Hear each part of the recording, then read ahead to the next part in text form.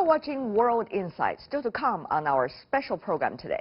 We continue our in-depth discussions with Chinese scholars to unpack China-U.S. ties. The first phase means that it's just a temporary stop escalating the conflict. Back, World Insight special program on China-U.S. relations. I'm Tian Wei. China-U.S. ties are complex in geopolitics as it not only affects the two major countries on opposite sides of the Pacific, it impacts the rest of the globe. Some scholars are more cautious than the others when discussing their dynamic. Yan Xuetong is one of them. He is the Dean of the Institute of Modern International Relations at Tsinghua University. Yan particularly talked about the digital sector between the two countries in our interview earlier.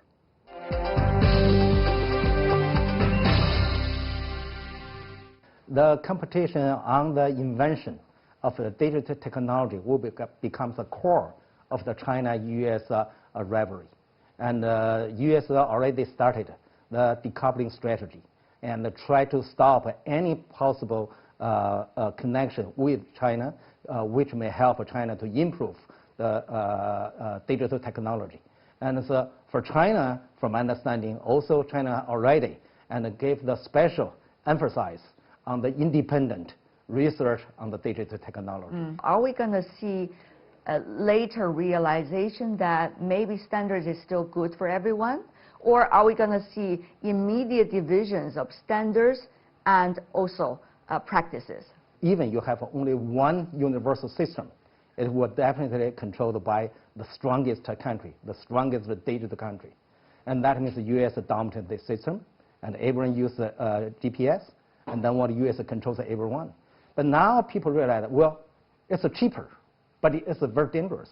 And possibly you are at the risk of being attacked by the U.S. Now, when there's any country can compete with the U.S., people have to use one universal standard system. But when any country has the capability to develop their own, now, from my understanding, it would do that. So that means, that's why there's a competition between China and the U.S. Now, after all, China and U.S. economy altogether only 40% of the global GDP. Yes. So what about the rest of the 60% choices mean for China and the U.S.? Well, actually, Chinese market and the American market and so huge, they are equally important to most of the countries in the world. So no country want to sacrifice any of them. No one wants to lose any of these two big markets. So in that way, they will adopt the hedging strategy. That means taking sides with the two on specific issues with one side on the at the same time. So from my understanding, this kind of strategy, hedging strategy, will become popular among most of the countries, including some major countries. You look at what Japan's current policy toward China. It's so obvious to try to improve the relationship with China and not so firmly stand at the American side. As you may know, China and the U.S. earlier announced the achievement, as they describe, of the first phase of the trade negotiations. How much opportunity do you think is there? I think the first phase has a very strong implication for the world. So first phase means that it's just a temporarily stop escalating the conflicts. It doesn't mean stop the conflicts.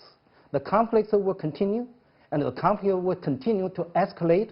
Just the first phase tell the world that, okay, the escalation may be not that fast, but the escalation will be continue. Interesting.